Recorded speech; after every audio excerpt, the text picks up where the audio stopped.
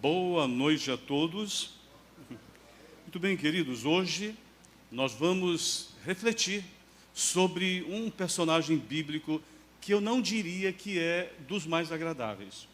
Pelo contrário, quando a gente lê a sua história, muitas vezes gostaríamos de que ela nem existisse na Bíblia, mas ela existe por uma razão, e é por isso que nós precisamos ler.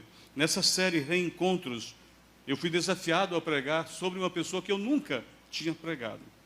E nós vamos falar sobre ele agora no livro de 2 Crônicas, segundo livro de Crônicas, no capítulo 33. Essa mesma história aparece no livro de Reis, 2 Reis 21, mas nós vamos ficar só no livro de Crônicas.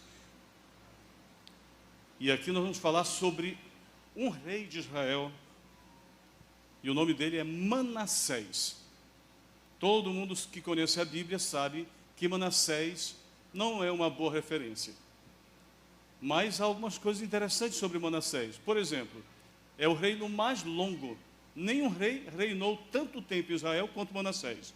Um reinado de 55 anos. É ou não é muito tempo? Muito tempo. E muito tempo na vida eu já fiquei pensando, meu Deus, possivelmente o pior rei de Israel, e ele reinou por 55 anos.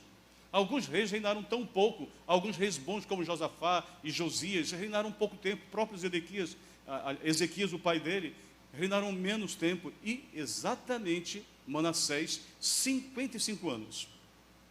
Manassés, ele reinou do ano 697 a.C. ao ano 642, 55 anos. Ele era filho, a mãe dele era Efzibá, um nome bem interessante, né? Ele começou a reinar com 12 anos, nós vamos já ver aqui, e realmente nós vamos encontrar várias coisas aqui para lamentar, mas ao mesmo tempo para refletir. Em alguns pontos nós vamos nos espelhar, em outros pontos vamos ver como a graça de Deus é maravilhosa. É por isso que quando nós cantamos lá atrás, aliás, essa música que o Leandro acabou de cantar é fantástica, porque ela fala exatamente sobre esse amor de Deus. Quando deixa eu pegar aqui pegar a letra aqui, porque eu achei bem interessante, quando ele diz, no coro principalmente, toda ela diz assim: eu te amo, ó meu filho, quanto tempo eu esperei. Lá no Éden, eu chorava com saudade de você. Minha vida sem meu filho nunca mais se completou, mas agora, finalmente, nosso Éden retornou. É uma mensagem maravilhosa. Como é que é isso? Quanto mais a gente reflete sobre o amorável caráter do nosso Deus, mais encantados ficamos, porque é incomensurável a relação desse amor para conosco. Eu diria que a relação de Deus para conosco também tem um outro aspecto poderoso que chama-se condescendência. Até onde o Senhor vai para nos buscar, para nos alcançar, esperando por nós. Quantas vezes o amor não correspondido de Deus se tornou platônico ao ponto de que não tinha a mínima chance de resposta, mas ele continua perseverando. Ainda bem que Deus tem um dom que eu não tenho e você também não tem. Ele vê o fim desde o princípio. Porque ele vê o fim desde o princípio, ele consegue ir longe numa coisa que nós tínhamos desistido há muito tempo. Tenha certeza, não importa onde você foi nem o que aconteceu, Deus ainda não desistiu de você. E mais do que isso, nunca é tarde para Deus, que é o tema da mensagem dessa noite. Diz assim, eu vou ler na Bíblia até o versículo 9. Diz assim: tinha Manassés 12 anos de idade quando começou a reinar, e 55 anos reinou em Jerusalém. Fez o que era mal perante os olhos do Senhor. Essa nota já é uma tristeza. Segundo as abominações dos gentios, que o Senhor expulsara de suas possessões de diante dos filhos de Israel. Pois tornou a edificar os altos que Ezequias seu pai tinha derribado, levantou altares aos Baalins e fez postes ídolos e se prostituiu diante de todo o exército dos céus e o serviu. Edificou altares na casa do Senhor, do qual o Senhor tinha dito: em Jerusalém porei o meu nome para sempre. Também edificou altares a todo o exército dos céus nos átrios da casa do Senhor. Queimou seus filhos como oferta no vale dos filhos de Inom. Ele adivinhava pelas nuvens, era agoreiro, praticava feitiçaria, tratava com necromantes e feiticeiros, e prosseguiu em fazer o que era mal perante o Senhor, para o provocar a ira. Também pôs a imagem de escultura do ídolo que tinha feito na casa de Deus, de que Deus dissera a Davi e a Salomão seu filho: nesta casa e em Jerusalém, que escolhi de todos os tribos de Israel, porei o meu nome para sempre. E não removerei mais o pé de Israel da terra que destinei aos seus pais, conquanto que tenham cuidado de fazer tudo que lhes tenho mandado, toda a lei e os estatutos e juízos dados por intermédio de Moisés. O verso 9 é terrível. Manassés fez errar a Judá e os moradores de Jerusalém, de maneira que fizeram pior do que as nações que o Senhor Deus tinha destituído diante dos filhos de Israel. Imagina você. Essa é a terrível descrição. É a apostasia mais tremenda. Quando ele diz assim que ele colocou um ídolo dentro do templo de Salomão, eu quero que você entenda que ele reverteu o sistema de culto. Foi um período de tempo em que a própria Arca da Aliança não estava no templo. Ele removeu para um outro lugar, e só depois, numa reforma de Josias, é que a arca volta para o templo. Para ter a noção de onde foi o nível dessa apostasia. Sacerdócio diferente, deuses diferentes, ídolos dentro da casa do Senhor, a possessão de Deus lançada por terra.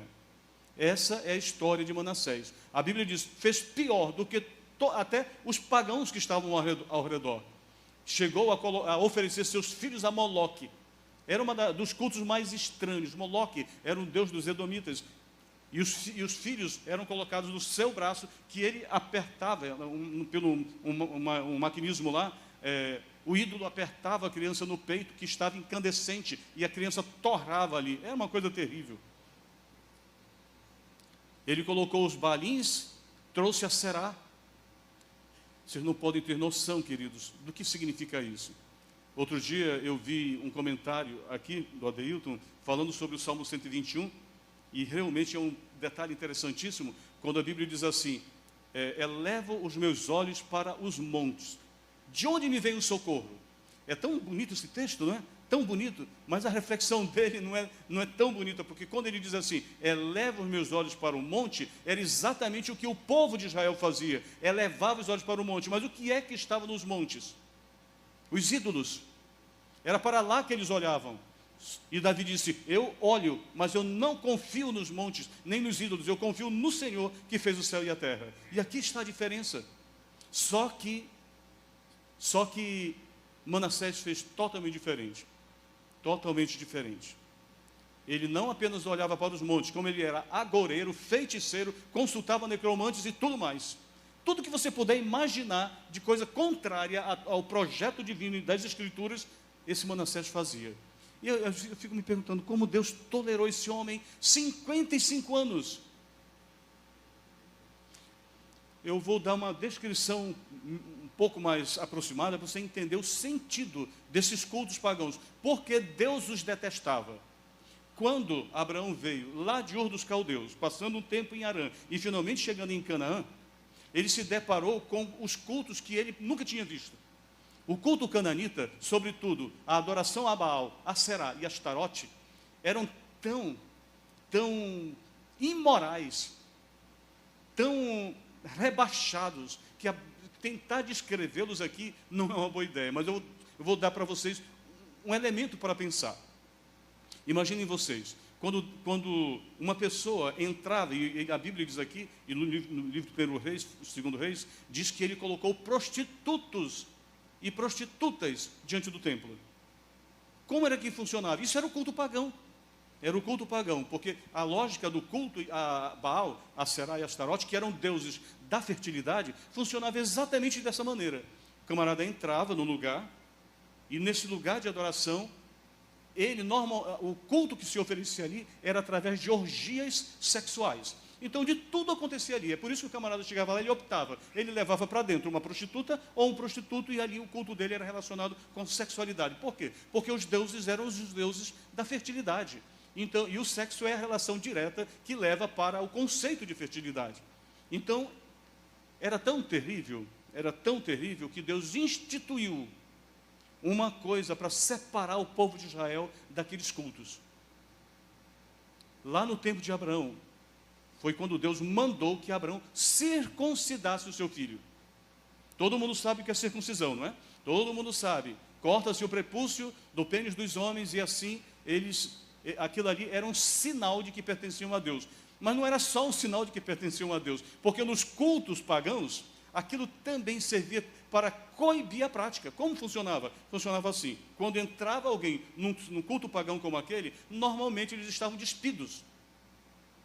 Mas quando se percebia que alguém estava mutilado, e no caso a circuncisão era uma forma de mutilação, sabe o que acontecia com ele? Ele era expulso dali, porque não se aceitava pessoas circuncidadas ali. Entendeu por que Deus deu esse sinal? Um sinal tão, para a gente, quando a gente pensa hoje, um sinal como esse, por quê? Mas tinha um propósito muito específico, era separar o seu povo daqueles cultos pagãos.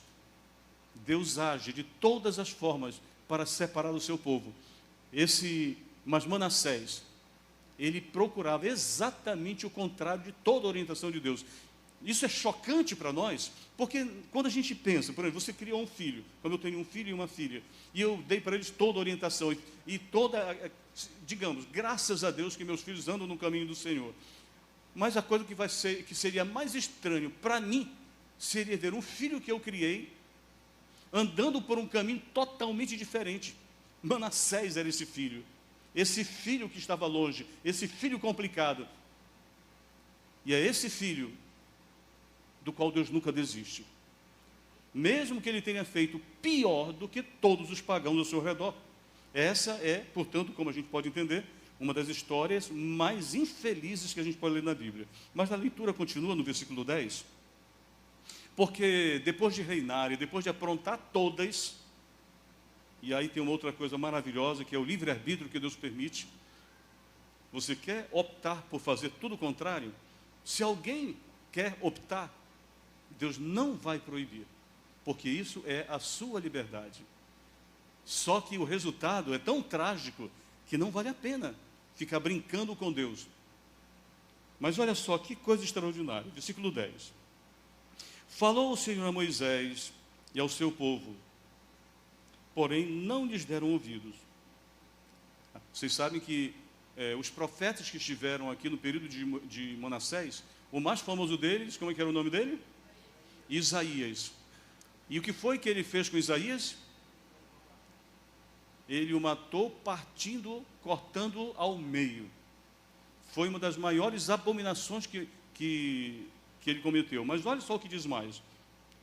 Pelo que o Senhor trouxe sobre eles os príncipes dos exércitos da Síria, os quais prenderam Manassés com ganchos e amarraram-no em cadeias e o levaram para a Babilônia.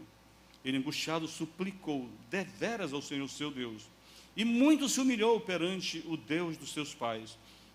Fez de oração, e Deus se tornou favorável para com ele, atendeu-lhe a súplica e o fez voltar para Jerusalém, ao seu reino. Então, olha só aqui, então reconheceu Manassés que o Senhor era, só depois de ser levado com ganchos no nariz, com anzóis nos beiços, puxado como um animal na direção da Babilônia, é que ele veio a clamar ao Deus vivo, e o Deus vivo, que nunca o abandonou, e que sempre esperou esse filho revoltado voltar para ele. Nesse dia, ele atendeu a oração de Manassés.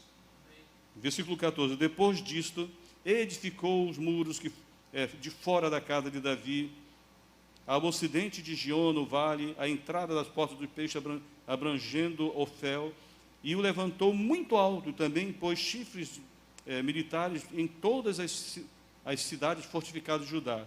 Tirou da casa do Senhor os deuses estranhos, o ídolo, como também todos os altares que edificou no monte da casa do Senhor, e em Jerusalém, e os lançou fora da cidade. Restaurou o altar do Senhor, sacrificou sobre ele ofertas pacíficas de ações de graça e ordenou a Judá que servisse o Senhor Deus de Israel. Contudo, o povo ainda sacrificava nos altos, mas somente ao Senhor seu Deus. Essa aqui é a história do retorno. Nós não podemos imaginar quão longe ele foi, e todavia Deus nunca esqueceu dele. Isso é para nós uma história de graça sobre graça, de condescendência e de amor inconteste de um Deus que não se cansa de amar.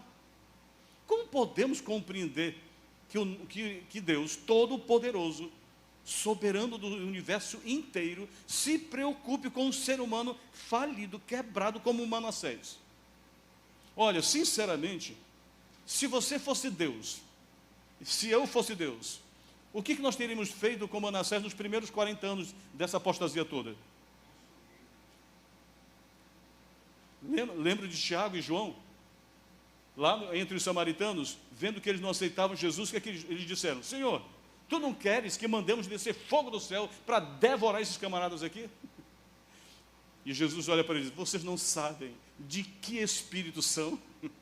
E exatamente aqui está o ponto da diferença. O Espírito de Deus, o seu amor e sua graça, sua misericórdia infinita. E a nossa maneira de agir é tão diferente. Ainda bem, queridos, que Ele é Deus e nós não somos. Porque se fosse o nosso critério, Manassés não escapava. Mas eu fico me perguntando aqui, por que Deus suportou 55 anos? É um tempo enorme. Mas sabe o que acontece? Aí está outro detalhe. Deus, Ele vê o coração dos homens. Às vezes a gente tem uma enorme dificuldade sobre uma questãozinha muito básica na igreja. A questão do julgar as pessoas, né? Existe um critério meio genérico na igreja, que é o seguinte: ninguém pode julgar ninguém. O que é um erro bobo? Porque, na verdade, julgar é da natureza humana, a gente julga o tempo todo. E, aliás, a Bíblia proíbe julgar, é fora da reta justiça. Mas na reta justiça é nossa obrigação julgar. Mas as pessoas só leem um versículo que lhes interessa e dizem: não pode julgar. Não só pode, como deve, e mesmo que não queira, fará. Porque a gente faz isso o dia inteiro. Passa uma pessoa na nossa frente e a gente já está julgando, não tem jeito. Então nós temos que tomar muito cuidado. O que nós não podemos julgar, sabe o que é? É para emitir veredito sobre a vida de ninguém. Esse está perdido. Nós não podemos saber disso. Porque quem sabe, quem lê coração? Não é só Deus? E exatamente porque só Deus lê coração e nós não podemos ler corações, é que nós não podemos dizer nada sobre uma pessoa a não ser baseado na palavra do próprio Senhor, que diz assim: pelos seus frutos os conhecereis. Então, se o fruto é de arrependimento, nós sabemos que essa pessoa anda na verdade. E se o fruto é de iniquidade, como o caso de Manassés aqui, sabemos que ele está na iniquidade. Mas, mesmo no caso de Manassés, quem poderia imaginar que um dia ele se humilharia e se levantaria ainda? Quem poderia imaginar uma coisa dessa? Eu acho que qualquer um de nós diz: nunca mais tem solução, esse camarada está perdido para sempre. E é por isso que nós não podemos julgar do ponto de vista de veredito final sobre ninguém, porque nós não sabemos o dia de amanhã, nós não lemos coração, nós não vemos o fim desde o princípio. Isso não quer, todavia, dizer, irmãos, que tem uma pessoa completamente fora do propósito de Deus. Alguém não pode dizer apostatado. Não, se está fora do projeto de Deus, é apostatado mesmo, e que se converta e volte. Às vezes a gente fica tão bonzinho, né? Não pode falar mal de ninguém. Pode e deve. Se for para salvar um pecador, por favor. Foi isso que Jesus falou: se tu vires o teu irmão pecar, o que diz a Bíblia? Vai até ele, né? E adverte-o. Se ele te ouvir, ganhaste uma alma. O problema é que nós não temos essa espiritualidade tão profunda de ver alguém se quebrando, ir lá, amparar, abraçar e cuidar. Nós não fazemos isso. Nós temos medo de ter problemas com essa pessoa e não sei o que mais lá e tal, e a gente evita, porque ninguém quer ter problema com ninguém. Isso é uma perda no ponto de vista espiritual, porque se nós víssemos alguma coisa como essa e cuidássemos, seria maravilhoso. Eu vou dar um exemplo para vocês aí. Algum tempo atrás eu tive um jovem na igreja, lá numa igreja atrás, e esse jovem, 3 anos, todo mundo sabia que ele adulterava na igreja. Todo mundo sabia, as meninas sabiam, os homens sabiam, a liderança da igreja sabia, mas por algum motivo de covardia da liderança, ninguém mexeu com ele. Não, ele mexer com ele vai sair da igreja, vai ficar triste, não sei o quê. Aí eu soube disso. Quando eu soube disso, eu digo, como? Aquele irmão vive essa vida. E vocês sabem disso e não fizeram nada para salvá-lo. Eu repreendi severamente os anciãos da igreja e na comissão da igreja disse, o que vocês pensam que nós podemos fazer por esse irmão? A primeira coisa que temos que fazer por esse irmão é fazer o que o manual da igreja fala. Vocês nunca falaram com ele, mas a coisa já se tornou, infelizmente, um escândalo. Porque quando, na história da igreja é assim, quando o pecado é em oculto, se cuida dele em oculto. Mas quando o pecado é público, se trata da cura dele em público. Por que a gente faz isso? Para cuidar dos outros que não estão naquela situação ainda. Então eu falei, na comissão da igreja, eu disse, olha, nós vamos fazer o seguinte, primeira coisa é tomar o voto de remoção dele. Segunda coisa, nós vamos visitar. Mas aí tinha uns 5 anciãos assim, eu designei o irmão fulano de tal para ir lá falar com ele. Ele falou assim, eu não, pastor, não vou não. Não vou não. Mas por que não? Eu entendi por que aquele medo. Pedi para o outro, os 5, nenhum deles quis ir. Eu digo, mas o que acontece? Que povo que tem medo de conversar com as pessoas, as coisas são mais necessárias. Esse moço está precisando de cura na igreja, e a cura que a igreja dá para uma pessoa nessa situação é a disciplina eclesiástica. Então, eu disse, vamos fazer o seguinte, nós vamos todos nós lá. Os 5 anciãos e eu vou junto. E nós entramos naquela casa, e aí eu comecei a conversar com aquele irmão. Perguntei, como você vai? Ele falou, pastor, estou bem, eu estou até surpreso, vocês todos aqui na minha casa hoje, o que está acontecendo? Eu disse, amigo, a questão é simples. Nós soubemos que você está com a vida um pouco fora do projeto de Deus. Sua vida está assim, assim, assim, assim. Você me confirma isso? Aí ele falou assim, confirma, pastor. É isso mesmo. Essa é a minha vida. Eu perguntei para ele, e o que você quer? Você quer continuar assim ou você quer restauração na sua vida? Ele falou assim, pastor, eu estava esperando que alguém me dissesse qualquer coisa para que a minha vida não caísse numa situação pior do que essa. Muito obrigado porque vieram na minha casa. Finalmente, vocês se preocuparam comigo, olharam para a minha situação. Não vou nem falar para repreender os anciãos sobre isso. Finalmente, expliquei para ele, querido, é assim. Você foi tomado um voto, você será removido do rol de membro da igreja, no sábado será lido, e você pode estar presente ou pode não estar presente. Por isso estamos lhe comunicando. Porque a sua situação, infelizmente, se tornou uma situação da qual precisa de correção pública. Por isso, você decida se vai ou não vai à igreja no sábado. Ele falou assim, eu vou sim, eu vou. E ele disse, pastor, e quando é que eu posso me rebatizar? Porque eu quero que a minha vida volte a ser o que era antes. E eu falei para ele, olha, segundo os critérios que nós temos, pelo menos é o critério que a gente defendia naquela época, você vai precisar de 1 ano. Pessoa toda a disciplina da igreja que se faz por voto de, como é que é? Não, antes da remoção, voto de censura. Toda a disciplina que se faz como voto de censura é por um período de tempo que vai até 1 ano. Então, pela lógica, se você vai ser removido, isso se resolve daqui a 1 ano. Então, daqui a 1 ano, se você voltar para a igreja, organizar sua vida, você será rebatizado e você pode voltar a ser esse jovem maravilhoso que você era no passado. E ele falou, conte comigo, pastor. E, de fato, foi uma coisa maravilhosa. Ele voltou para a igreja animado, acabou aquela vida errada dele, todo mundo ficou feliz em ver a restauração na vida dele, e eu tive o privilégio de rebatizá-lo 1 ano depois. Por quê? Porque o pecado, como é que diz a música? Pecado não se explica, pecado se paga, e Cristo pagou por mim. E a igreja é exatamente o braço maravilhoso do Senhor para cuidar das almas quebrantadas. A disciplina da igreja, tem gente que diz, disciplinar é uma coisa maravilhosa, desde que seja feito com a correção da palavra de Deus, do manual da igreja, e com o principal objetivo, que é restaurar o pecador. Que não seja para matar, quebrantar, destruir ninguém, mas que seja para levantar, sustentar e salvar. Nesse propósito, a disciplina da igreja é uma bênção, e foi exatamente por isso que Deus colocou. Imagina, algumas pessoas podem não aceitar, como por exemplo Manassés não aceitou reiteradas vezes, chegou até o ponto em que Manassés chegou a matar profetas, porque ele era o rei, e todo mundo tinha medo de falar com ele, porque ele tinha autoridade. Todavia, queridos, diante dessa situação, é que quando se levanta um homem de Deus para cuidar Ninguém pode evitar a sua autoridade.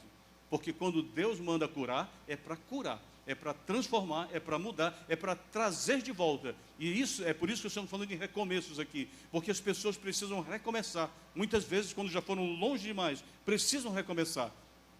Porque Jesus está de braços abertos, esperando o seu filho retornar. Queridos, Manassés, ele perdeu os melhores dias da vida dele. Pode imaginar, 55 anos aí. Esse é o próximo ponto que eu quero tratar. Imaginem vocês. Eu dou graças a Deus, porque eu aceitei Cristo na igreja adventista e me batizei. Eu vim para a igreja adventista com 15 anos, com 16 anos me batizei, e estou aqui, vou completar 46 anos agora. Dediquei toda a minha juventude para Jesus. Nunca soube que foi passar uma noite numa boate ou em lugar de vida comum. Nunca soube que foi isso na minha vida. Nunca visitei uma prostituta. Me casei virgem com aquela mulher maravilhosa, que também era virgem. Fizemos um casamento lindo para trazer esses filhos à luz. Tive o privilégio de, servindo Jesus, experimentar a bênção, o benefício do Evangelho de forma prática. Por isso, eu hoje agora, nos meus 61 anos, posso dizer glória a Deus.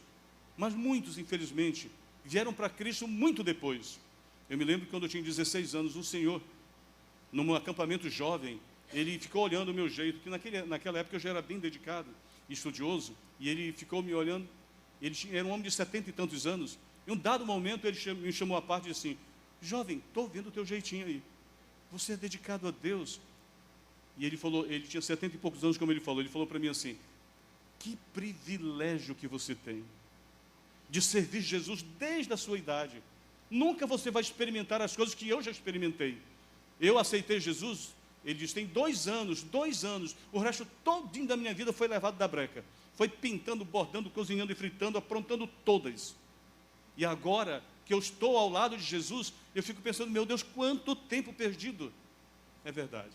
Quanto tempo perdido. Felizes são aqueles que abrem o coração para o Senhor Jesus em tenra idade, porque eles dão o melhor de si, das suas forças, do seu trabalho para a glória de Deus. Agora nós vamos fazer Caleb aqui na igreja. Imagina essa juventude linda saindo, batendo nas portas daquela comunidade e chamando o povo para o salão. Esse é um trabalho fantástico.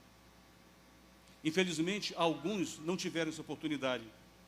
E isso me faz lembrar uma das histórias mais terríveis sobre batismo que eu já vi na minha vida. Ela se passou com um amigo meu muito próximo, chamado Quarupi Reis. É um pastor, não sei se alguém já ouviu falar, pastor Quarupi Reis. Ele é um tremendo pastor e já está jubilado. Todos os meus colegas já estão jubilados. Não sei porquê. Mas o que acontece é que esse pastor Quarupi, aconteceu uma coisa muito interessante com ele. Ele foi pastor lá em Rondônia, numa certa igreja. E aí, quando a gente está numa cidade que não é muito grande, pastoreando e tal, a gente encontra muita gente, faz amizade, entra nas famílias, conhece os que não são crentes de verdade. Então, e também aqueles que são parentes dos adventistas, mas que não se decidem. Entre eles havia um senhor que era um homem rico, um homem forte, um homem saudável, um homem capaz, e ele era uma referência. Era o esposo de uma dedicada irmã da igreja, mas ele não vinha para a igreja nunca. E aí então, o pastor Quarupi saiu daquele distrito, foi andar pelos lugares, se tornou um departamental e blá, blá, blá, e finalmente, 20 anos depois, ele voltou para aquela mesma igreja para fazer uma semana de oração. Quando chegou no final da semana de oração, aí então, tinha algumas pessoas para serem batizadas, e aí naquela fila de batizados, ele não conhecia, não fez as análises, ele só estava ali porque era o pastor visitante, e ele estava fazendo o batismo. E de repente, entra no tanque, quem? Exatamente uma pessoa que eu acabei de descrever há pouco, um camarada rico, inteligente, saudável, jovem, tal, tudo, marido de uma dedicada irmã da igreja. E ocorreu a cena mais sem lógica dentro de um tanque batismal que você possa imaginar. Não sei porquê, quando o homem entrou no tanque batismal, o pastor Quarupi olhou para ele, lembrou de toda a história dele, do nome dele. O que era de se esperar do pastor numa hora dessa? que ele ficasse muito o quê? Muito feliz. Afinal de contas, uma vitória final. Mas não foi assim, não. O pastor Quarupi, quando viu aquilo, ele ficou tão irritado, e ficou tão visível a irritação dele, que ele acabou expressando com palavras. Ele olhou para aquele irmão e disse: muito bem, né, irmão?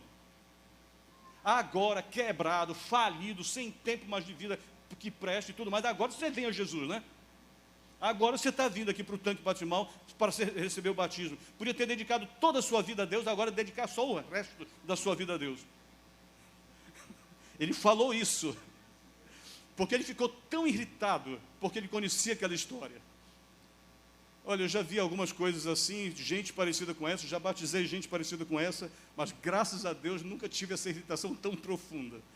Mas quem está no contexto compreende porque ele teve aquela ira naquele momento, uma ira santa. Eu acho que aquele homem vai se dedicar agora o resto da vida dele muito mais a Deus do que ele jamais pensou. Porque passar por essa no tanque batismal, no dia de ser recebido como membro da igreja, não foi fácil. Manassés, 55 anos, já idoso, agora ele vem para Jesus. E Jesus não o rejeita. É por isso que eu digo, a questão da humanidade é diferente de como Deus vê as coisas. Como ele vê o fim desde o princípio, ele lê corações, compreende coisas. É como, por exemplo, você fica pensando, nós estamos lendo na Bíblia lá em casa, com a família, então, lendo a Bíblia inteira, e nós passamos agora em 1 Samuel, e estamos lendo a história de Saul. E uma coisa que me chamou muita atenção sobre Saul, é que Saul, imagine, ele era um homem humilde. Ele, quando falou com o profeta Samuel, disse: eu sou o menor de Benjamim, minha família é mais humilde de todos, e não sei o quê. Era um bom moço. E Samuel o ungiu. Mas depois que ele se torna rei, começa a mudar, até que ele chega a ameaçar o profeta, para não perder o poder. E o detalhe que me chama mais a atenção, é que Deus, lendo o fim desde o princípio, sabia que Saul ia aprontar todas aquelas. E o que me faz também acreditar que se ele chamou Saul quando a nação pediu um rei, é porque muito provavelmente não havia outro melhor do que Saul para aquela situação.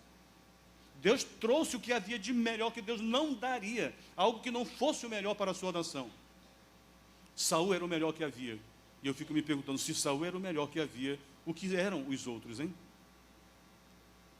Diante disso tudo, queridos, eu fico me pensando, que Deus maravilhoso é esse?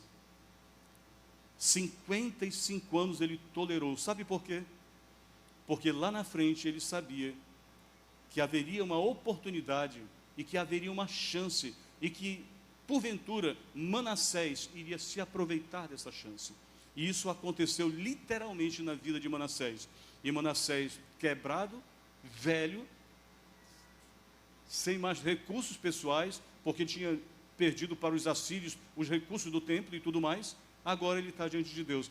E eu me sinto um pastor Quarupi da vida, para dizer assim, agora, né? Agora, todo quebrado, falido, é que vem para Deus. Querido, não espere, jovem, não espere muito tempo para ir para Deus. Dê o que você tem de melhor para Deus. Não espere você ter só um restinho de você. Você que está na igreja aí há muito tempo e fica pensando assim, não, a vida vai e tal. Querido, se levante de onde você está e seja o missionário que Deus espera que você seja. Levante-se e faça a obra que é necessário que você faça. Não espere que ancião, pastor ou quem quer que seja, faça esse trabalho que é seu, porque todos nós temos uma obra a realizar na nossa vizinhança, no nosso parentesco, no nosso trabalho, ou quem sabe na escola. Nós podemos trabalhar para Jesus onde quer que nós estejamos, porque Ele sempre tem uma tarefa para nós. O problema é que quando a gente senta no ônibus, por exemplo, para viajar, a gente faz questão de não conversar com o vizinho, sabe por quê? Não quero perder tempo, não quero e tal. Quando você deveria ter um livro, um folheto para dar para ele, porque às vezes é a única chance que ele teria. Olha, Deus é um Deus extraordinário. Eu vou contar uma história para vocês que até hoje, quando me lembro, eu fico impressionado como Deus age. Isso faz muito tempo atrás, eu ainda era aluno aqui em Pernambuco, ali naquele ENA, e um dia me convidaram para dar uma aula num lugar chamado Lagoa dos Gatos. Alguém já ouviu falar também, Lagoa dos Gatos, fica ali perto do ENA. Lá em Lagoa dos Gatos havia uma escola que tinha um curso de contabilidade. Nesse caso, eu era técnico em contabilidade, estava fazendo teologia, e então um dos alunos de teologia que davam aula ali me pediu para ir lá substituí-lo, era uma vez só, eu preparei uma aula e disse, estou indo para lá. Quando eu cheguei lá, para variar, eles tinham outro substituto e eu não precisei dar aula. Eu digo, que bom, né? Não vou me esforçar muito. Mas aí aconteceu uma coisa que é difícil da gente esquecer. A diretora veio, eu estava lá na sala dos professores, só esperando o transporte para voltar para o ENA, e aquela senhora disse assim para mim, escuta, eu tenho uma sala do ensino, naquela época se falava básico, que era o primeiro ano do ensino médio, né? Naquela época chamava-se básico. Aí, eu tenho uma turma do básico aí, que não tem professor, você não gostaria de ir lá? Eu disse, mas senhora, eu vim aqui para dar uma aula no curso de contabilidade, que já tinha outra pessoa, então, por que eu faria isso? Eu não tenho nada para dizer para eles. Aí ela falou, você não tem nada para dizer para eles? Olha só essa palavra, você não tem nada para dizer para eles? Aí ela falou assim, você não é aluno do ENA? Olha lá, era a mesma coisa que dizer assim, você não é adventista? Aí ela falou assim, você não é aluno do ENA? Com certeza você tem alguma coisa para dizer para eles. Que desafio, hein? Como que eu não teria alguma coisa para dizer? É óbvio que eu teria que ter qualquer coisa para dizer. Então, nesse sentido, quando ela falou isso, eu arregalei o olho e disse, veio aqui dentro do coração e disse, não, vou lá. Qualquer coisa. Tinha 40 alunos lá, fazendo bagunça, eu cheguei lá, eu era bem jovem na época ainda, menos de uns 23 anos no máximo, e estou ali na frente daqueles alunos. Comecei a falar sobre conhecimentos gerais, porque eu não tinha aula para dar para eles exatamente. Dei uma volta em algum aspecto filosófico da coisa e, finalmente, nos poucos minutos que sobravam, eu entrei no assunto espiritual. E falei para eles de Jesus, como não podia deixar de fazer. Como eu poderia perder essa oportunidade? Infelizmente, muitos perdem, mas eu não podia perder. Aí, ok, bateu o sinete e a gente saiu. Até aí tudo bem, cumpri meu trabalho, dei o meu testemunho, mas nunca a palavra de Deus torna vazia. O que acontece? É que agora que eu estou no recreio, saí na direção da classe dos professores, uma garota vai gritando, professor, professor. E eu olhei rapidamente e vi aquelas garotas, sabe, do mundo, todas cheias de coisas que adventistas de verdade não usam, como joias, pulseiras, anéis, aquelas unhas enormes. Ela estava totalmente cheia das coisas que adventista não tem. E eu pensei assim, misericórdia, eu sou muito jovem, fulano atrás de mim, e eu digo assim, carne de porco, estou fora, vou embora. Só que ela fez uma coisa interessante, ela deu uma volta na minha frente, olhou bem nos meus olhos e disse, pare, eu quero falar com você. Eu levei um susto enorme. Aí, sem saber muito mais o que dizer, eu perguntei para ela, o que você quer? Olha só o que ela falou, ela disse, eu quero ser como você. O que eu faço? O que você acha disso, querido? Que pergunta é essa? O que foi que ela entendeu nos poucos minutos que eu estava na sala de aula falando?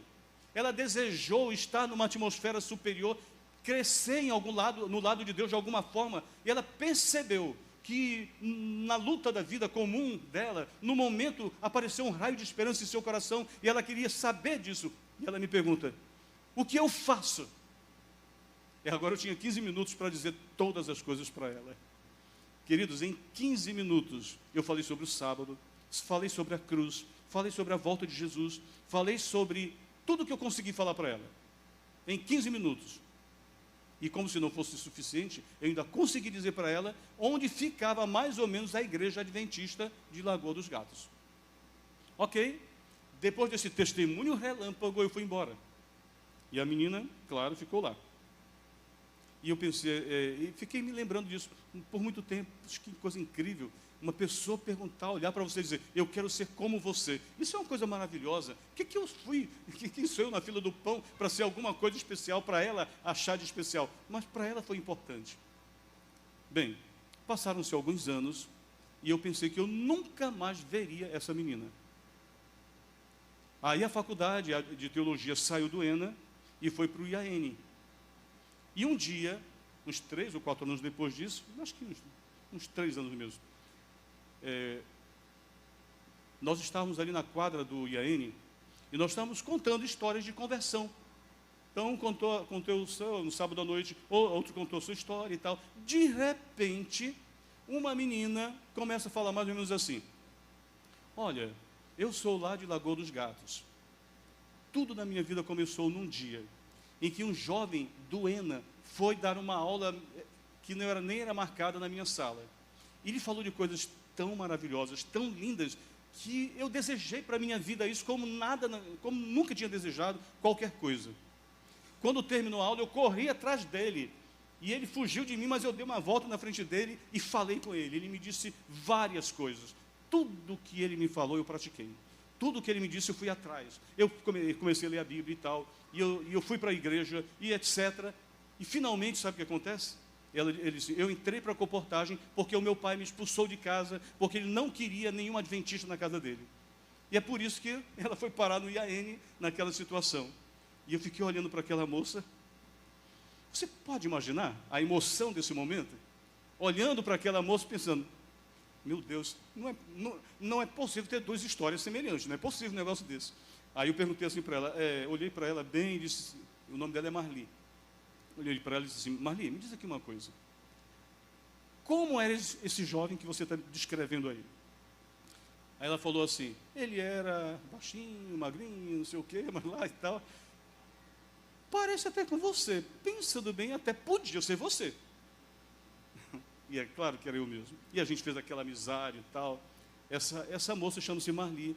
Ela se casou com o pastor Raimundo Venefrides, que foi departamental de jovens em São Paulo por muitos anos, e fez uma grande obra para Deus, e até hoje ela está na igreja. É minha filha na fé, querida em Cristo. Vocês podem imaginar isso? Aí, a questão do testemunho, a questão de você viver para Cristo, de permitir que Ele recomece na sua vida uma nova história. Para aquela moça, foi uma nova história que fez toda a diferença. E diferente da história do pastor Quarupi, ela deu a vida dela para Jesus quando era jovem. Imagina quantas coisas deixaram de ruim de acontecer na vida dela, assim como na minha vida deixaram. Ai, se os jovens entendessem. E eu fico tão feliz quando vejo jovens assim fervorosos, animados, porque Deus pode fazer maravilhas através da vida de todos nós. Jesus quer fazer maravilha, quer nos chamar, quer nos converter, quer nos aproximar. E que nenhum de nós perca, como Manassés, para dar a Deus só o resto. Vamos dar tudo que temos, tudo que podemos, no tempo que ainda temos, amém? Eu quero convidar o grupo musical e vamos cantar a música que eu acho que sela essa situação total, que é Graça. O hino 120 do nosso cenário, mais uma vez. Já cantamos, vamos cantar de novo. Não faz mal nenhum.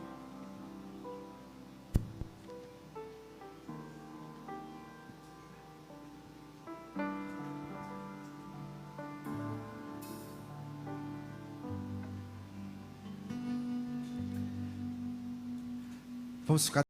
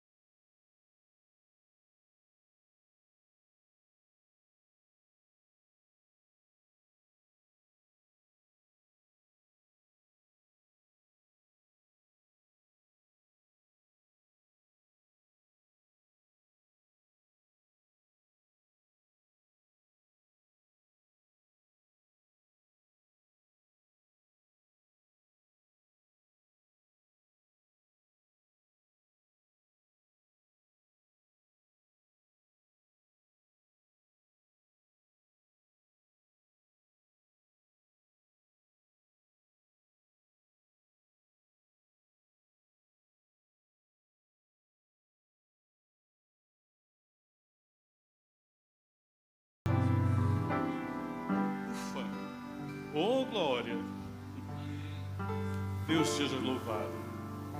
Como explicar essa condescendência divina tão poderosa, que aproxima pessoas imperfeitas como nós, que nos dá uma nova chance, que diz, não importa onde você foi, eu estou com você, eu te levanto, eu te ajudo, simplesmente levanta a mão para mim que eu te recebo.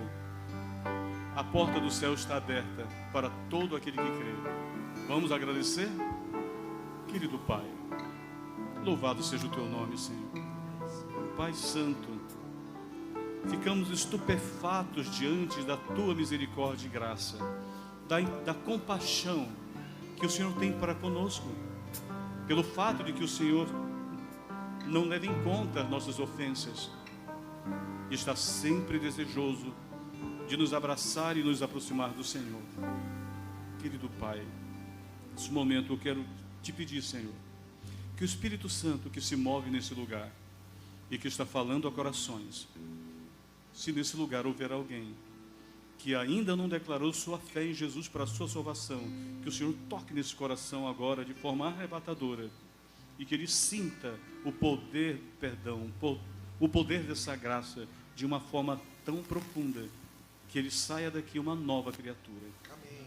Entregamos nossas vidas a Ti, Senhor, testificados diante do Teu grande amor. Obrigado, querido, porque o Senhor foi capaz de suportar o rei Manassés por 55 anos, porque o Senhor sabia que um dia ele abriria um espaço em sua vida para receber essa graça. E essa graça é tudo que nós precisamos, porque pecado não se explica. E não se explica porque explicar significaria justificar, e não existe justificação para o pecado. O pecado se paga, e Cristo pagou por nós. Louvado seja o teu nome, Senhor. Te agradecemos por isso, entregamos nossas vidas a Ti mais uma vez e fazemos, Pai, em nome de Jesus.